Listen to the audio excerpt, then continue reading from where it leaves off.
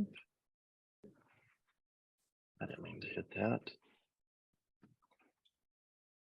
All right, let me double check, make sure we're live, guys. All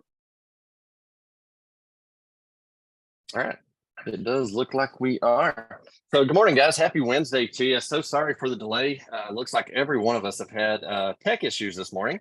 So we are hoping this goes smoothly. But guys, today we have Chris Garrett with us. I don't know how many in here actually know Chris, because we do have people from all over the U.S. that join us on this show. So Chris is a highly decorated individual. I was telling Chris last night, whenever I actually got into real estate, he was actually the ILMTAR president of our association. So, I've always looked up to him. And so we really appreciate him being on here with us.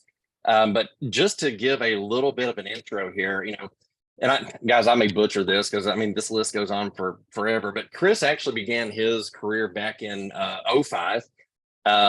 Currently, he is the principal broker and the owner of Weichert Realtors, the Andrews Group in Murfreesboro, Tennessee. He specializes in residential and new construction. He has served as the president for Middle Tennessee Association of Realtors through 2014 through 2015, Division II. Been the vice president for the Tennessee Realtors. He's a Golden R President Circle Hall of Fame investor for RPAC. Guys, this list goes on. He's done a little bit of everything. And so, Chris, I'm going to save a little bit of this so you can tell us, a little bit more about you and all that fun stuff. But again, we appreciate having you on here with us. Hey, thanks for having me on. We've known each other for a while, and I know Matt for a while.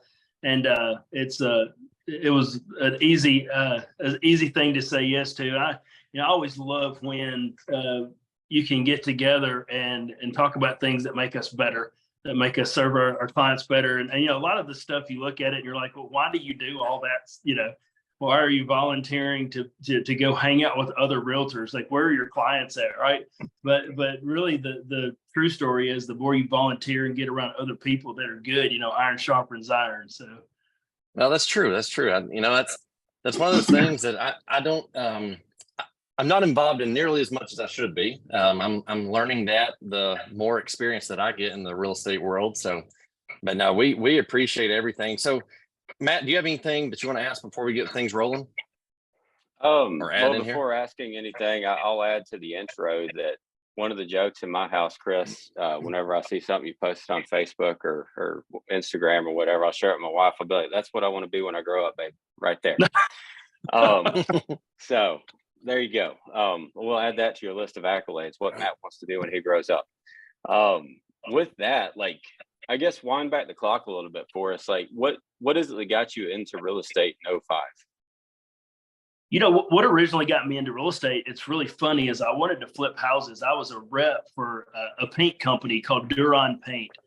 They went on to be bought out by Sherwin-Williams, and I was the outside rep in Murfreesboro for that company. And I would call them builders, painters, apartments, condos, whatever. I would call them to sell paint basically in bulk. So I probably had when I left, I probably had about $1 million territory selling paint, a gallon at a time. So I decided I wanted to flip houses. So I met Kim Shatley, which became my broker later. And we started running around looking at foreclosures and trying to see what house we were going to flip. And we never found one. But during the process, they ended up selling our house, helping us buy one. And she said, I think you should be in real estate. And I said, I don't think I want to work on the weekend. I kind of like with my gig. I don't want to work the weekends. So I kind of held her off, and eventually she talked me into it, and the rest was history. Oddly enough, I got my license in September of 05. So if you look at September of 05, in October of 05, my son turned 2. And November of 05, my daughter's born. And in January of 06, I quit my full-time job and went full-time in real estate with really no savings and no backup, no contingency plan. So I went on to have a really good 06, but as you know, that was really the beginning of the recession, and rode, the recession all the way to the bottom. And there were so I think sometimes people look now and they're like, oh, it must be nice, you know, where you're at. And then you go back and tell them the stories of how you had to retool and make it through the recession for them to really understand what you had to do to get to the point where you're at now. Yeah, absolutely. I mean, I would say that leaving a $1 million paint territory, because my goodness, expensive paint, $70 a gallon. So that's a lot of paint. Like that probably took a lot of intestinal fortitude, we'll say, to decide to leave that behind. Like, what was it, I guess, that really pushed you over the edge and made you okay with working weekends and giving that up? Well, you know, and I think this will probably be helpful for a lot of the people that are watching or listening today, is sometimes you're trying to make a decision of how to transition, right? And I think we kind of gravitate to what's comfortable. And what was comfortable was I had a salary plus the commission, right? Then I had stock options, I had a paid vacation, I had a car allowance, I had all this kind of comfortable, systemized, you know, income, but I wasn't making a ton. I was probably making less than $50,000 a year. And so when I looked at what my potential was, but then the potential was also zero, there was no guaranteed money. So a lot of times people take a really long time to transition out of a job into doing what we do, whether it's in lending or in real estate. And for me, it's like, I think if you have a really good plan B, you'll never really do well on plan A. So for me, I was like, I burned the ships, I burned them all, and I just went and did it. And I got up every morning knowing I had a baby and a 2-year-old, and my wife was a stay-at-home mom. So it was me. I wasn't coming home. You know, she'd be like, don't come home till all the business cards are gone, you know? Well, you know, Chris, that actually, I was forced into jumping into real estate because at the time when I got in, I was in lending. I was working for a credit union, and they wouldn't let me do both. And let's see, I got in July of that year. My son turned 1. Let's see. No, yeah. I'm sorry. I got in June. My son turned 1 just shortly after. And so, I mean, I was actually late for his first birthday, by the way. But it was one of those things when I got my license, they wouldn't let me do both. So I was forced to pick, you know, and choose, which, I mean, at the time I only made like $28,000 a year. And I spent every dime I had. Cause you know, in the first 6 months I went dead broke. $500 to my name in January of the following year, literally. 280 of it went to a car payment. 236 went to the broker that I was at that point. And, you know, for me, I came home and I told my wife, I was like, I don't know when to pull the chute. And she's like, what do you mean? I said, well, here's the story. I said, we're broke. And she said, no, we're not. We got $500. I said, no, you know, these are go out. So, you know, for me, I had to learn super quick. It was a lot of long days, long nights at the office. And then, you know, that 1 month rolled around March of that year and I made $30,000. And that 1 month, it's like, you know what? I got this. I just lived on that for the last, you know, year. So I can budget. So, but yeah, I think being forced and burning those ships, I think it forces you into a territory where, you know, the survival of the fittest in a sense, but you've got to fight to survive. You know, I interview agents all the time and we hire agents. And I've recently, a little status change. We've hired a broker in my Murfreesboro office. So we have 2 offices. We have one in Green Hills and one in Murfreesboro. And, you know, I got to the point, I took that office over in 2017, 2019, bought in as a partner. And then in the end of 22, I realized I didn't like being a managing broker. I'm like a go kill it, drag it home and, you know, do the deals. And I love the development side. And I say, you know, I'm not in the space I need to be in to be my best. And sometimes it's hard, you know, it's hard because I want the managing broker tag or whatever it is. But I have been grooming Mario to be, you know, I started having him help me with training and things. I got him to get his broker's license, and I really groomed him to become the broker of that office. But you know, looking back, I look at what I did that first year, because I think, you know, everybody talks about work-life balance, right? Oh, we got to have this perfect. You got this wheel, right? And you're going to have your perfect spiritual life over here. Your health is going to be perfect. Your family time is going to be perfect, and then you're going to have the work, and your wealth is going to be perfect. And the truth is, it's never a round wheel. As there's always, I see it more like seasons, and you really have to. One of the things, you really have to have a spouse that's on board when you start Absolutely. down this path. If you don't have a spouse that's on board, they better trust you because you're gone all the time. You're alone with the opposite sex. So you get, in showing houses. So you have a lot of trust and relationship. Otherwise, it could really damage your relationship. And I had an agent I worked with, and man, he'd have how it is. You have your best month ever, which was as good as a year, and then you have nothing for 4 months. Yeah. Well, in that 4 months, you better not have a spouse that's just banging on you every day. Like, man, what do you get? Get another job, because it's a lot of pressure already put on yourself. So it was really important for me that my wife really, was fully behind everything I did. And I've never made a decision that she wasn't a part of. But the point I guess I'm making is when I see agents get into the business now, and I always equate it to, like, if you got a job at Walmart tomorrow and you got to start Monday, what happens if you don't show up on Monday and you don't show up on Tuesday, you didn't show up on Thursday, and all of a sudden they're calling you like, where are you at? You're like, well, I'm doing this thing from home, right? No, you gotta be in here to work, right? You're gonna get fired. But what I find is most of the agents really don't start off with the tenacity to grow this business. And they don't realize how much it really takes. I think the perception, it looks like we drive around in fancy cars and wear fancy suits and drink lattes and have just these cool meetings all the time. And they don't realize the really blood, sweat, and tears that go in to start to build a real estate business. I actually have experienced that a lot. I got to watch that when I first got in. I was in a brick and mortar. Obviously, I do work from home now, but in my camper actually right now. But yeah, I'd show up to the office every day, and I mean, the office I think was open from like maybe 8 to 5 or whatever. But I mean, I would show up at 8 o'clock and I would stay all day long. Well, I realized a lot of agents wouldn't roll in until 11, 12 o'clock if they came in. And, I honestly, there was a time where I would go from office to office and I would talk to all these agents. I was like, what would you do? Like, how would you do this? And I would just interview them and talk to them just to get experience. And I realized that most of them didn't have a clue. They were winging it. I mean, they were just, I've told the story multiple times. I went in, I sat down at my desk, and I was like, I got my license hanging. And I was sitting there, I was like, okay, where is everybody? And I quickly realized the Homes magazine was out of date. The buyers weren't just walking in the street, off the street saying, hey, I want to do this or that. And, I learned real quick.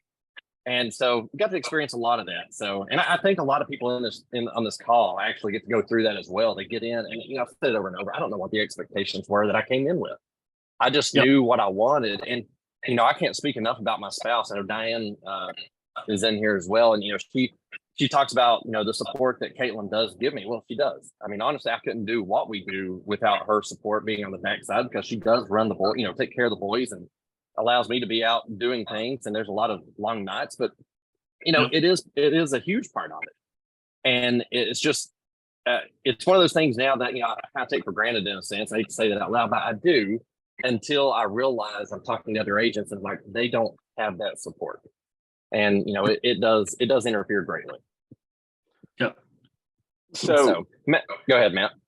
Yeah. On that note about the not showing up to Walmart to work on Monday morning type mentality, the mistakes that I think I personally made whenever I went from the 9 to 5 lending to, I'll call it real lending world, was, I'm going to have all this freedom.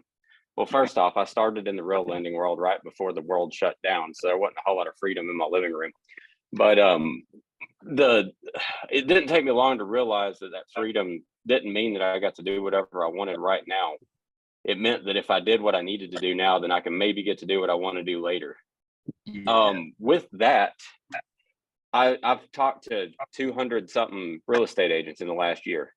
And inevitably, when I ask them why they do it, they say freedom. So I've noticed kind of a common thread there of a lot of people get into it because they want to do what they want when they want and don't put in the work. So like, what's your take on that? Like, how would you advise a newer agent structure up their day in order to make sure that they are doing what's required in order to succeed so they can have that kind of freedom later?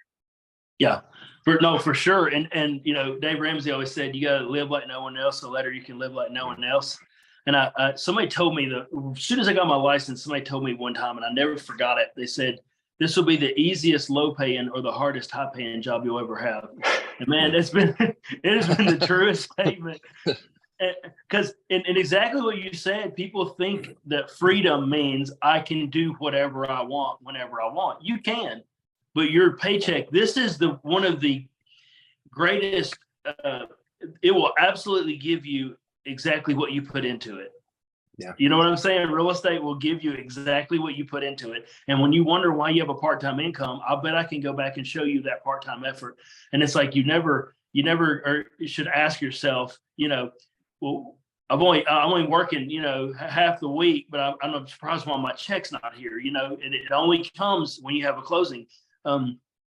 We were talking yesterday, we were literally breaking down every step, because I was thinking about how do we maximize our potential. And so, we look at every step of the process to say, if I get a listing, I don't want to list the house. I want to sell the house. So if my listing doesn't lead to a sale, I don't want the listing. I don't need the experience, right? I want it to go. So I look at where can I control every part of that process that may not, on its face seem like I could control that process, but how can I work that in a way that I have a very confident, outcome.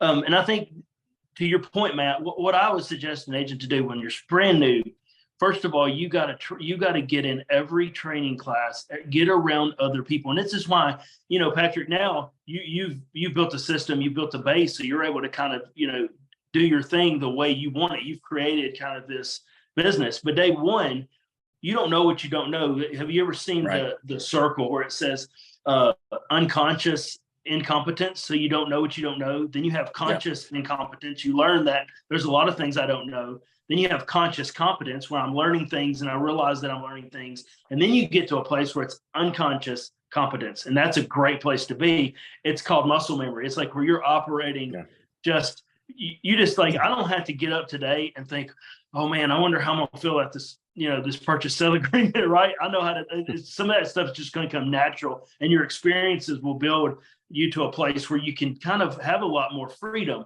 So I think, to your point, you have to build, I think the first 5 years in your business, you're going to do things that you don't like to do every day. And if you don't do that, if you're happy, if you have a chaotic and you're happy about the amount of time, I heard somebody say, if your spouse is happy about the amount of time that you're spending at home, you're not working enough.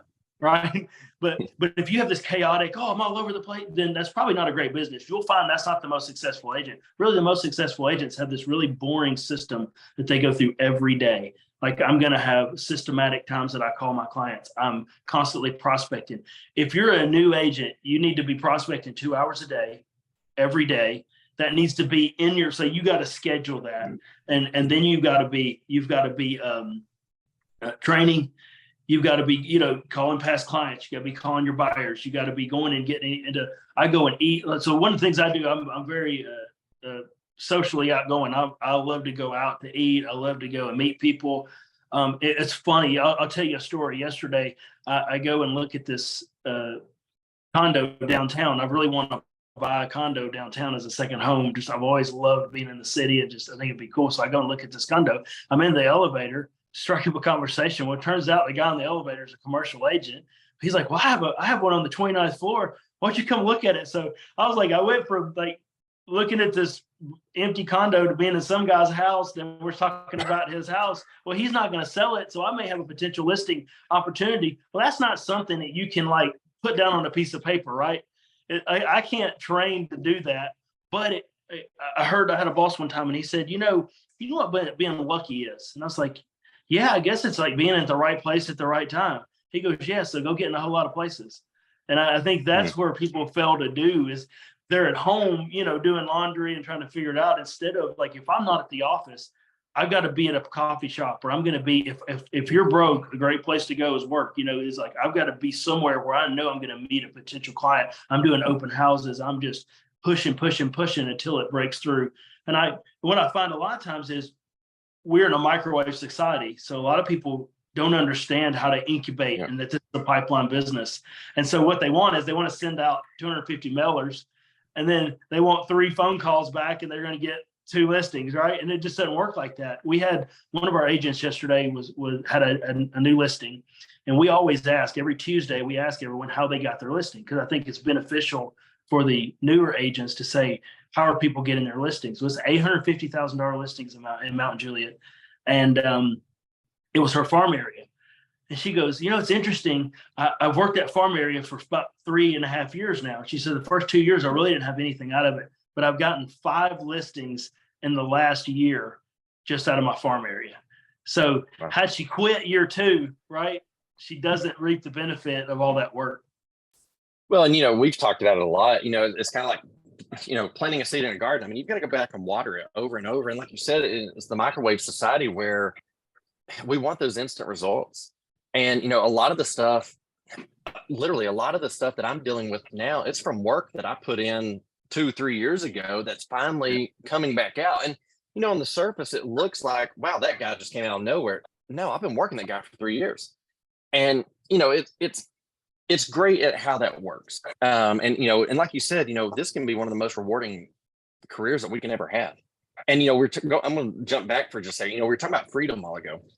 One of the things, I just got back from a 3-week excursion. We've been camping for the last 3 weeks. I've traveled around and jumped around, all that stuff. And that's part of the freedom that I get to enjoy with being in real estate. And, last year we were gone for a month. But what freedom to me means involving my boys. It means involving my wife. And, obviously my day-to-day routine stayed the same. Even though I was in the camper traveling, I still worked more than a lot of agents will.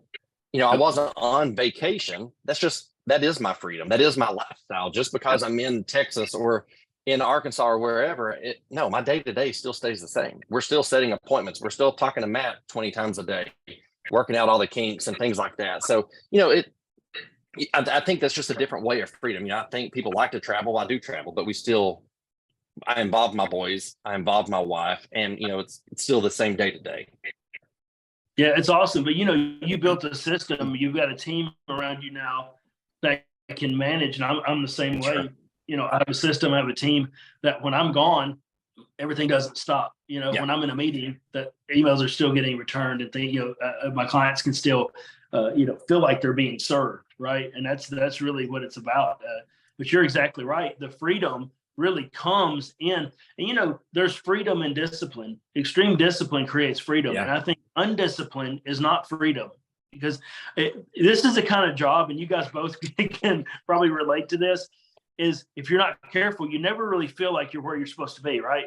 Like wherever you're at, you're like, oh, I really need to be over here doing this. And when you're doing that, you're like, I really need to be at home. I wish I was on vacation. And I was reading a book, and he says, when you're at work, be at work. When you're on vacation, be at vacation. But a lot of times when we're at work, we're thinking about vacation. And when we're on vacation, we're thinking about work. And it's like, for the first time, we went, I just celebrated 25 years of marriage. And we went to Barbados for a week. And it was the first time. And I've only had maybe one other vacation where I wasn't on the phone every day. I didn't open my laptop. I maybe took 2 phone calls the entire trip, and it was toward the end of the trip that I had to, manage something.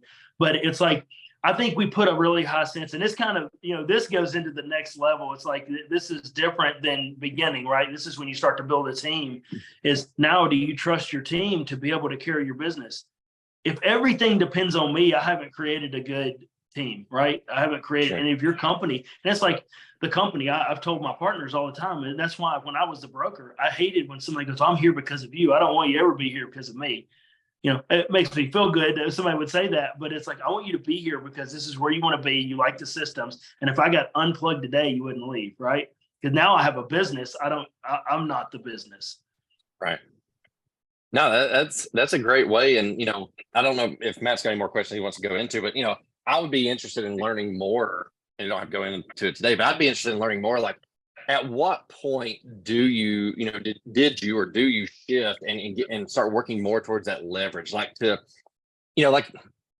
for me, when I came into real estate, I always knew I wanted the team. I knew, because I look back at, the Harley Davidson and the UPSs and FedExes, they all started out small and they got bigger because there was more. And I'm only limited with what I can do.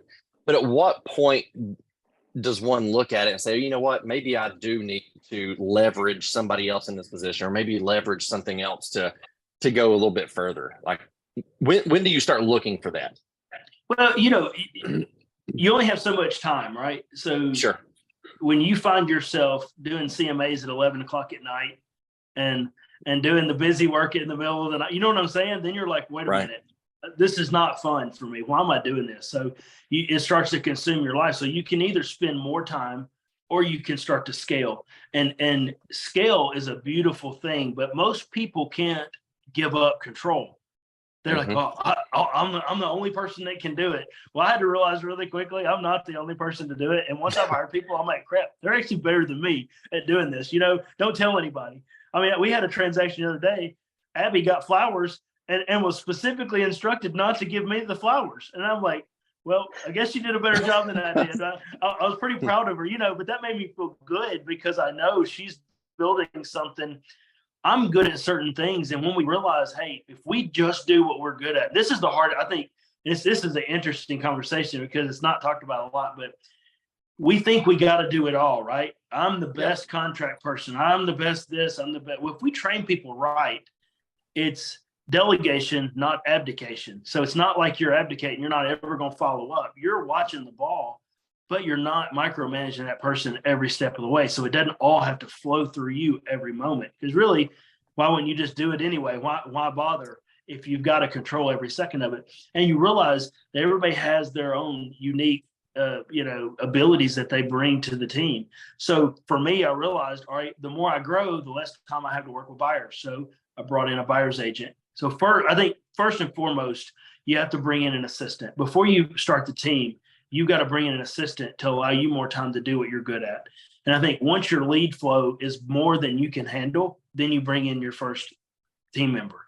Because if you build the team first, it's not build it and they will come, right? If you got a bunch of hungry mouths to feed and there's no leads to feed them, there's no worms, right? You're going to they're going to leave. They're going to go somewhere else.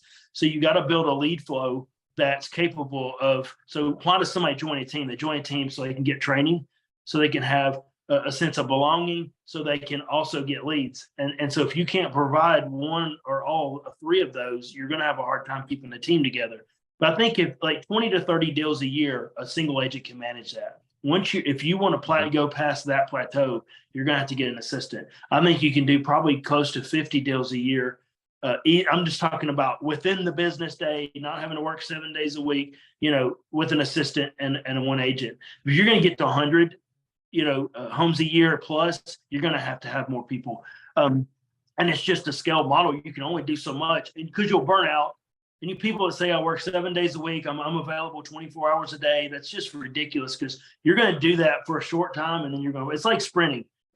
If I tell you, Patrick, go sprint, but you got to keep sprinting for the next week. Or if I say, hey man, go out, I want you to go slow, steady pace and then see how far you can run, right? You're going to run a lot further at that pace. And if you take some breaks along the way and drink some water or maybe take a day, you can, how far can you go, right? And I think that's kind of the same way with when you're trying to do this business. You got to have that downtime to recharge. I have a really, we can get into it or not, but I can talk about how I set my day up, that really helps me do that every day. No, that's actually, I would love to know that because Patrick actually stole the next question I was going to ask. So that's great. But I know that you do jujitsu. You've obviously got your actual business you've got to run.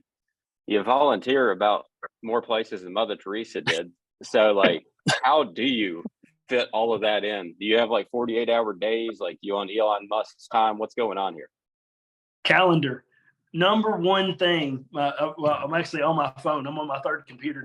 We all had technical issues, but my calendar I live by my calendar because so you'd be surprised what we're capable of doing when we're very specific about our day, right? You can do a whole lot of things. So I'm good. I like theme days. So you can have theme days, allows you to do a lot of things. So maybe Tuesdays, I'm following up with past or with all my listings. Maybe Wednesdays, I'm doing, Monday, maybe just a prep day. Maybe don't take any appointments on Monday and that's all prep day. You're getting over the weekend. You're figuring out how many open houses you had, what leads are coming in. You're meeting with your team. You're prepping for the week, right? So, and for me, it's I've been out of jiu-jitsu for a little bit because I've had 2 rotator cuff surgeries in the last 2 years. So had one in 22 and one in 23. So I'm on the downside. I'm feeling great, but taking time for yourself, I did 75 hard last year. And for me, when I want to do something, it's hard for me just to go work out, just to work out. But if I've got a goal and I'm trying to beat something, or if I got like, if I say, hey, go jog every day, you're like, okay, I'll jog every day, but what am I doing? Right. But if I say, hey, you've got a 5K in 2 months and you got to get ready for it. Now you've got a different intensity of how you're training and what you're doing every day. My mind works really well with that. So the 75 hard is neat because the things that I was doing on it, once I was off of it, it was really hard to do them because I wasn't focused on that task every day. Like drink a gallon of water a day. If you're going to drink a gallon of water a day, you have got to have this with you all the time. And if you're not walking around with a water bottle, you are not going to drink a gallon of water. I don't care what you say. It's just not going to happen. I don't think. You're not going to accidentally drink a gallon of water a day because it's a lot of water. So, for me, it's like I start, and I love kind of what 75 hard brought into my day is now I'm on phase 1. So I'm doing it the second time. I'm doing the phase 1. And my wife actually jumped on board. She's doing the first. So we're doing it together. We're walking on some of our outside exercises, walking together. We're having a better conversation. So it's strengthening our relationship. But for me, I get up in the morning, first thing, I'm usually up around 5:30. I get up, I grab my coffee, I go outside, and I do 10 minutes of meditation. I have my little Bluetooth speaker, I'll set it up, and I put like spa music on, that really like relaxing music. And I just sit there because the first thing we do typically is get up and grab our phone, right? Yeah. And there are studies that say if you do not need to touch your phone and, really in the first 30 minutes or probably longer of your day, because it sets the whole tone. Because you ever picked up your phone and the email or something on Facebook, you look on Facebook and somebody else listed a house of your best friend and they're like saying, hey, look, we sold our house, and they didn't use you. Then the rest of the day is just like, but if I wake up and I know that first hour of my day, it's my vacation. So I get up, I'm having my coffee, I meditate, and I read 10 pages of a book a day. No more, no less. I'm going to read 10 pages. So I'm reading something every day. So I'm feeding my mind. And I just have that moment. It's just a little time. So no matter how bad the day is, no matter what I have going. So this morning I was up, I've done 45 minutes of workout. I've already got that in even before our meeting. And I think that's the problem. It's not that we don't have enough time in the day. Most of us don't get up early enough. And it's like, we just got to get up a little bit earlier. That's true. And, I've talked about it before. A lot of my stuff that I do started when I was in college playing ball. Literally 4:30 was my wake up time. And, now I try to sleep in a little bit. So usually 5:30, I'm up doing the same thing. And, and I think Diane, I think she's on the backside here, but, she says all the time that the discipline and the routine that I have established from such an early stage, it's carried over. And I do believe that, because realistically, the early workout started whenever I knew I was going into college to play ball. It's when I was in high school. I started early, and it's continued on. I mean, I'm 30, I think 34. I think I'll be 35 this year, actually, next month. Young buck. So, we're just getting started.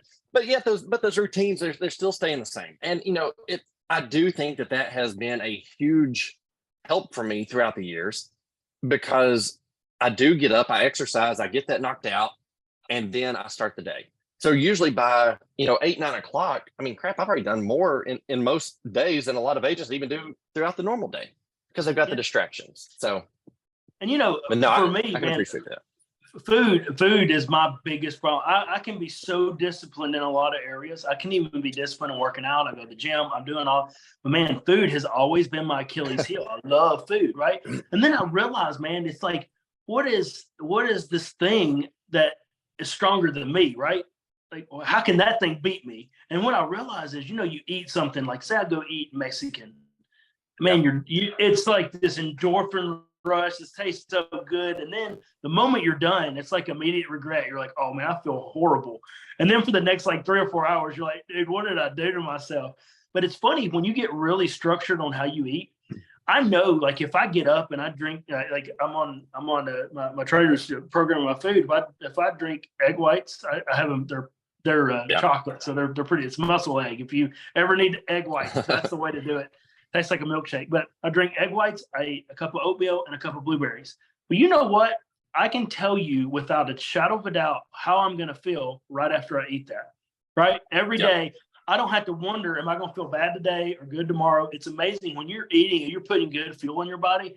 And it's funny how we'll spend all this money on the things, the car we drive, premium gas. We'll get it washed. We'll have the oil change. We would never miss a vet visit with our pets. If our pet was sick, we'd immediately take it to the doctor. We'd get it the best medication. But ourselves, we'll let it go. I've seen people have tattoos and they're missing teeth.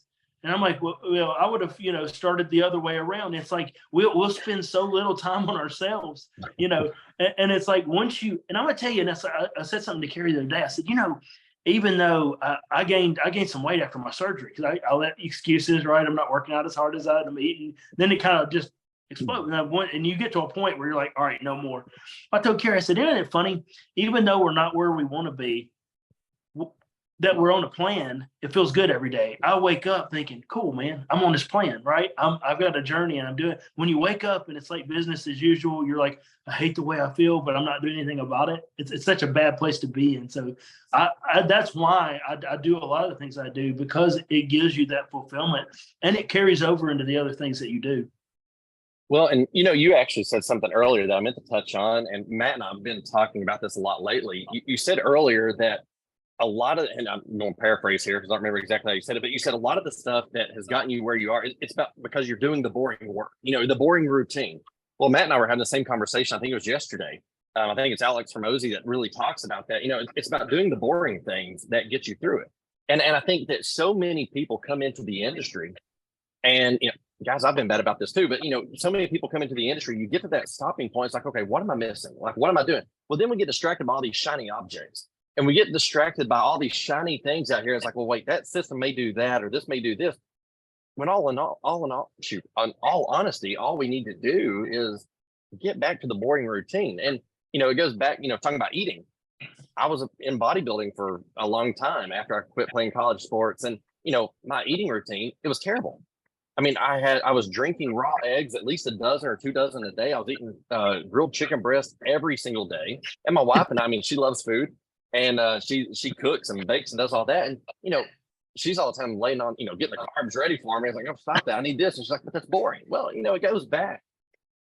Most of the stuff that we do, it's because of the boring stuff that keeps us moving in the right direction and, feeds us the right fuel that we need, et cetera. So it's doing the boring work that gets you moving. So, yeah. How on the shiny object and doing boring stuff, like subject, like, do you do anything that kind of puts on the blinders to keep you from chasing the shiny crap? Like, what do you think is important that's shiny for an agent to chase after? And then, because I hear all the time, ultimately everybody wants leads, but I've got plenty of experience, and Patrick's got plenty of experience buying leads and doing organic leads and, just completely referral based and everything. And what I found is it tends to be just a conversion problem more often than not than it is a lead problem. But what are your kind of thoughts on that? How do you filter decision making around shiny things? Well, I don't buy leads. I spend zero money on leads. I'm such a believer in scale. I believe you should scale your business, but you should also scale your production, right? So I realized early on, if I go and find a seller, I get usually one house, maybe two. They're going to sell and buy, get two houses. But if I go and find a builder, the builder's going to build multiple houses a year, and I don't have to go out and find that business every year. Doesn't mean I don't have to earn the business.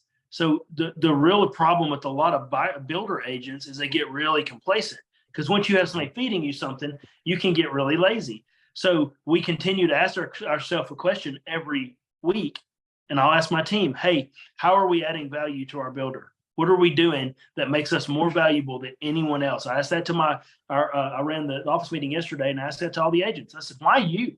Why would I hire any of you to sell my house? What do you bring to the table? Until we start asking ourselves, if I'm going to go and convince someone they need to use me to sell their house, what am I bringing to the table that you don't bring? And maybe we bring the same things, but it's how you present the value proposition. I even broke it down, yesterday, and I said, "Do you guys talk about the state-of-the-art lockbox that we use? That it keeps track of who's accessed your home." And nobody thinks about that, right? It's a Sentry lock. We all use it.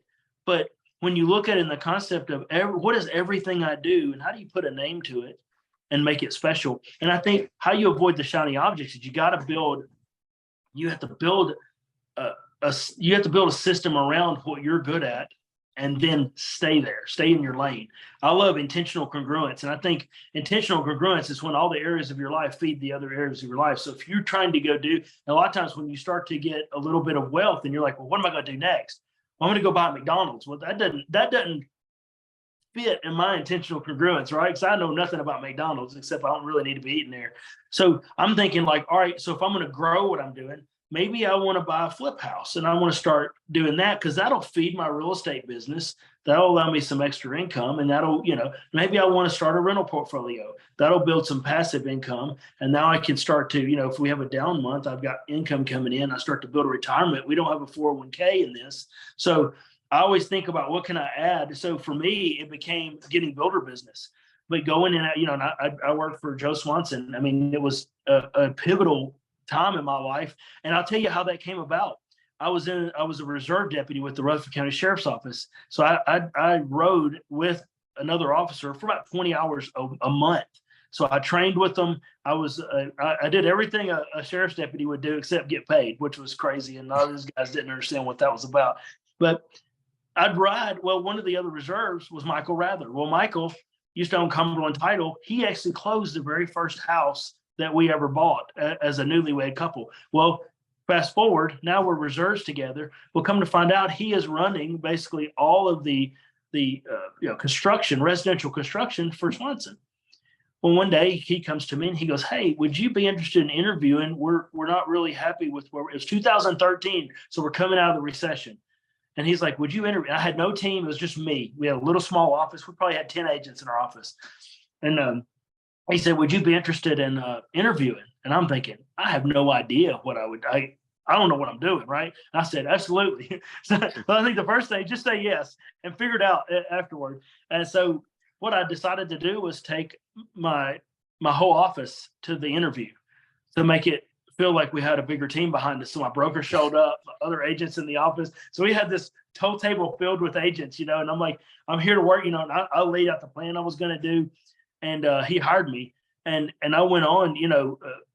I probably half of my production for the next 3 to 4 years was that we were probably closing 40 to 50 houses just with the new construction that he did per year, and it changed my life, it changed my career. But a lot of times people go, "Oh, you just got lucky," but there again, it was like it's where opportunity meets preparation. So you can have opportunities pop up, but if you're not prepared to go ahead and say yeah, even if you're not prepared, just being willing to say yes and get prepared and take on that challenge. I could have easily not gotten that, and I don't know where my career would be today. I'm sure I would have figured another way around, but it'd probably been a lot longer. And now I represent 2 different developers, 3 different builders. We have 1, 2, 3, 4 neighborhoods going, and then a really large one that could be coming up. But it didn't start that way. It started just with me being a reserve deputy. So it's like building those connections that don't necessarily make sense at the time, but then taking advantage of that opportunity. Nice. Well, I'll talk about one of my builders. I actually met them. We were talking about prospecting earlier. One of the builders that I've got, I actually met them by calling for sub owners when I first got in. I was calling a Zillow, and honestly, hindsight is like it was shady as all get out. But it was one of those deals. It's like I'm going to go. I have nothing better to do, so I showed up and talked to them, and they let me know that they work, usually with somebody else. And I thought, well, there's something out there right now. So I just started talking to them, and over the years, with that particular person, I've probably done 60 plus transactions. They've introduced me to other builders, and et cetera. And it's been a great return just, for me to be scared and just make the phone call and to get out there. Because guys, even today, if I pick up the phone, I'm a little more polished than some, but at the same time, I still get the butterflies. Heck, I was telling Matt this morning, like me getting in public and speaking is not my thing. Chris talks all over the place. Me, this is my extent. And, but no, it's about establishing those relationships. And I think a lot of people miss those opportunities because they're expecting something different. They don't recognize them when they're right there. Yep. And again, it goes back to doing the boring work. I mean, nobody wants to make calls. Nobody wants to Yep. prospect, but truthfully, I personally closed more from my prospecting leads than I do the leads that I buy. Like you said, I mean, my stats will show that. So Yeah. I'm not a caller. I'm not, if you want, I'm the most ADD, like I'd hate to be, I'm not even gonna go get diagnosed because Carrie is afraid if you were to put me on something, it would probably mess my whole world up, so it's like, I'll just keep spinning all the plates. It seems to work. But it's like, for me, if you're not, so I hear people go, well, calling's not my thing. Oh, that's fine. What's your thing? And that's usually the problem, is they don't have a thing, right? Sure. And my thing is, you have to be intentional every day. I'm very intentional about the way I dress, the way I present myself in public, and it's different for everybody. I used to think I wore a suit and tie every day for probably the first 10 years of my business, or longer, and it was, in part of it was I was like 29 when I first got my license. I've been doing this 18 years. And I was like, I'm young. People aren't going to take me seriously. I want to look professional. So I would show up to closing, man, and somebody be in board shorts and flip flops, and I would show up in a tie and the suit, and it would make people like, my clients like, yeah, I like, it was just this feeling of representation, like, and it made me feel better. It made me feel more professional, and that was it's what makes me tick. And I always think now, I used to try to put everybody in a suit, but you can't do that because not everybody's comfortable in a suit. And there's been times I've gone into a listing appointment. There's one, man, where they didn't have the AC on, and they had the windows up, and it was hot. And they're all in short. They're very casual. And I show up in the suit and tie, and I'm sweating. I mean, literally. So it probably looked like I was nervous because I'm sweating through the suit. So, it doesn't work in all occasions. But I figured you got to brand yourself. Like, what's your brand? Yeah. And then own it, Yeah. And once you figure out what that brand is, just don't not have a thing, right? It could be crazy socks. It could be Art Kelly does the bearded realtor, right? Be the bearded realtor, be the whatever you are, but do it intentionally, and don't do it just halfway. Because I used to have people that show up to the office. I'm like, did you put any thought into what you wore today, or just try. So I think it's like branding yourself and becoming, like you said it, become a person of interest. So if that's through speaking, I remember. So here's a funny thing about how I became a speaker, and I know we're probably running out of time, aren't we? Yeah. But yeah, go ahead. Quick story. You're good. So I get a phone call, and Brian Copeland calls me and says, "Hey, I know you're a reserve deputy and you've been an agent and a broker." And he goes, NAR, they just had, this lady was killed in Arkansas, and NAR has Chris Polycron says, we're going to have they want to write a safety course, and it needs to be introduced by mid-year at our conference. He goes, I gave them your name. I thought you'd be good for that. And I'm thinking, I have no idea, man. So I get the call. I'm like, I'll do it. I'll do it. I don't know what I'm doing. So I get the call from NAR. They fly me and Carrie to Chicago. And for the first time, I got to sit and help write a CE course that became the safety courses now, and I've taught it since 2015. But we sat in the room for 7 hours with a course writer, and our ideas became what later became the course. Well, I'm back at home, and I get a call from Tennessee Realtors, our state organization. They're like, "Hey, we were at this conference, and we got introduced to the safety course, and we saw that you're one of the writers. Will you speak at the conference?" I'm like, "Whoa, I'm not, I've never done this. I don't know." I was like, so of course I go, "Yeah, I'll do it."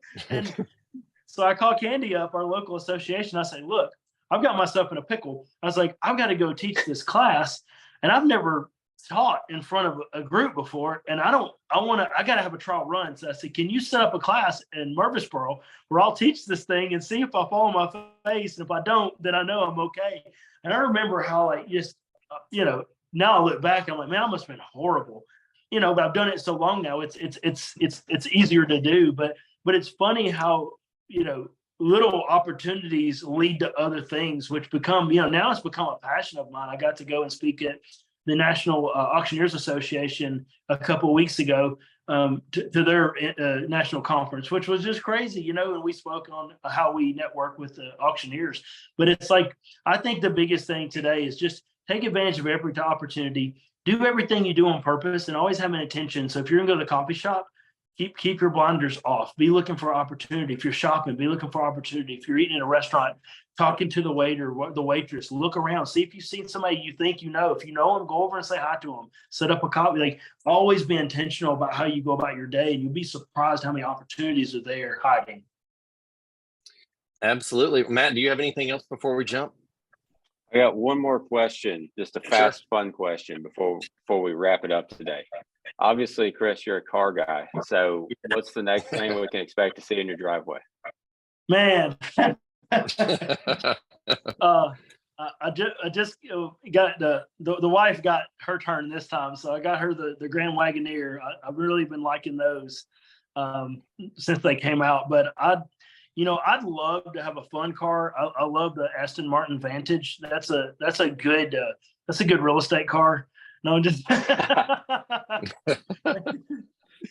but yeah, a Ferrari 458 Spider is probably one of my favorite. I know it's not the newest one, but that's just an amazing car. It's not $600,000, right? But I love little cockpit 2-seater cars that I've always have.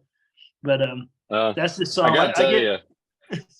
I was driving through Murfreesboro the other day. I can't remember where I was, but I stopped at a red light. And I see this car come around the corner. I was like, dang, that's a good looking car. And I could see inside, and I could see the hand on the steering wheel and a watch and stuff. I was like, who's this guy? Well, it was Chris.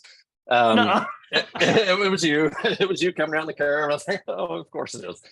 So, yeah, everything looks good there. So, well, guys, we appreciate you guys appreciate you, Chris, for being on here with us more than you know.